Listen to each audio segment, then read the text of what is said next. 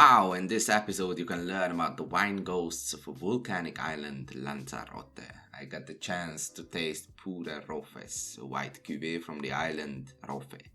I'm a big fan of the so-called volcanic wines, so I was utterly excited to get my hands on this exciting wine ghost made by venturesome winemakers. But as always, first, let's get on with the breathtaking terroir. So Lanzarote is the easternmost of the 7 major Canary islands, situated just 100 kilometers from the continental Africa. It is the hottest and driest area of the Canaries, and it is subjected to nearly constant wind of the nearby Sahara Desert, known locally as Alicios. The moonscape of Lanzarote was largely formed by a series of eruptions that lasted from 1730 to 1736, which covered almost a third of the island with up to 3 meters of ash and lapilli. But it actually proved to be a blessing for the local viticulture. However, the local wine industry had been focusing on rather mediocre bulk wine production in the past, and it has only been starting to celebrate its recovery since the 90s. The cursed phylloxera has never devastated the local vineyards, so we can still easily find more than 100 years old ancient varieties planted here, which makes this place a matchless source of valuable genetic grape material. Among the approximately 80 varieties, Listan Blanco, or it might be better known as Palomino Fino, is the most widely planted white variety. On the other hand, Lista Negro, Prieto, Negramol or Tinta Negra, Gual, 2 types of Malvasia, and Diego or Viariego might have been the most popular on the international markets. The soil consists of dry, free-draining, black volcanic rock fragments, which has a tremendously significant importance in this extremely bone-dry terrain, as it prevents the evaporation of water from the deeper soil layers. To overcome the challenges, local vintners started to introduce, more precisely dig, innovative local phenomena, the hoyos.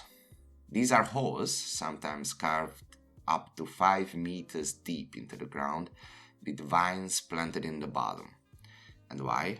Well, because they have to look for fertile soil deep down under the fat layer of ash, unlike most of their colleagues on the continent. As a consequence, you can forget about machine work here. Every work is done by the skillful hands of the locals, including the constant maintenance of these holes, as they repeatedly fall downwards onto the plant.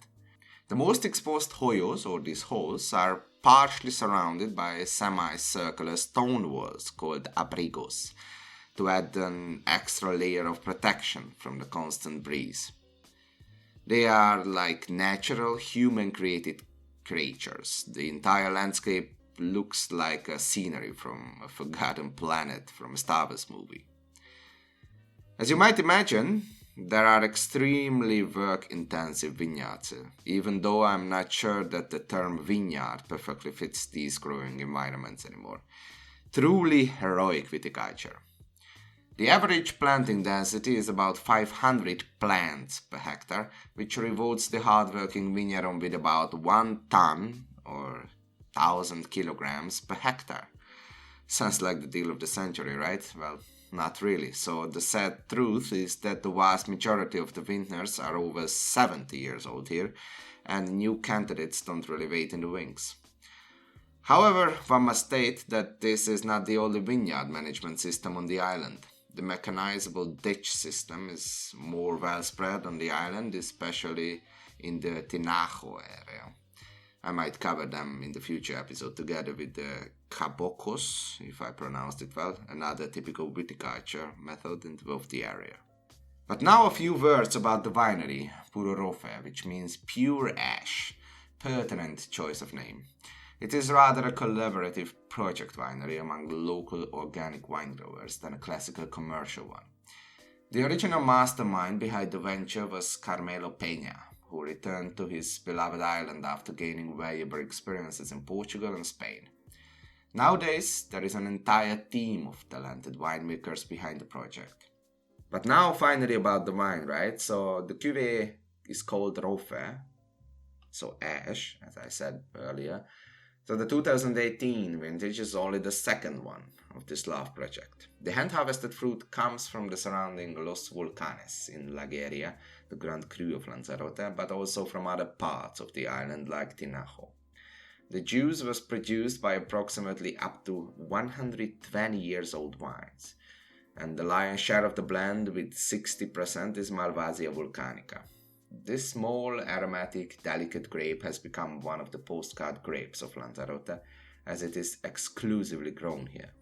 We also find around 30% Diego or Villariego in the blend. This variety has rather big berries and bunches, and more importantly, it can retain relatively high acidity, despite the hot conditions. We also find around 5% of Listan Blanco, which is mostly known as Palomino Filo, as I mentioned earlier. It is a more neutral and heat-tolerant component of the sherries. The picking has followed by minimalistic cellar work to emphasize the origin and the unique grape material. Grapes were feed-trodden in lagares, then pressed with basket or vertical press, fermented with native yeast without clarification or filtration. Finally, only cold stabilization and a hint of sulfur. And finally, let's taste this beautiful mineral-laden wine ghost. The intensity of the nose is dazzling and engaging. The perfume shows a distinctive combination of white floral aromas, discreet stone fruity character, and also like smoky, salty kind of sea character, and an underlying herbaceous touch also, and like citrus oil. That is certainly not everyone's darling, but you would rather expect a dazzling grape and depth from the perfume. Wow. On the palate, the wine mostly confirms the fragrance, sappy texture with delicate whiter body. The complexity of the bouquet comes beautifully back on the palate. The wine is not so vertical and mouth-scratching as I might have expected, but still very energetic. On the palate, I get slightly more tropical aromas and a bit more sweetish phenolics, almost like light papaya or mango aftertaste, although the wine is completely dry. And then maybe in the finish, like light tartness, saltiness, and bitterness comes back with a beautiful balance. I like that the wine remains secretive and doesn't let you show its full potential with the first sip. And the winemakers certainly aim to capture the essence of this breathtakingly sparse and purest landscape, and they certainly have succeeded. This wine is full of delicate perfume and reductive, flinty, inorganic character, but also emits the salinity of the local air on the nose and the puristic, rigid character of the natural environment. I think it's an absolute must for lovers of character. Thanks for listening to today's Wine Whispers. I'm sorry that it lasted a little bit longer than 5 minutes, but I really love volcanic wines. And so let me know what you think of this episode and the wine, of course. The best way might be to write me a mail or drop a comment under the episode post on Instagram. May the wine ghosts be with you.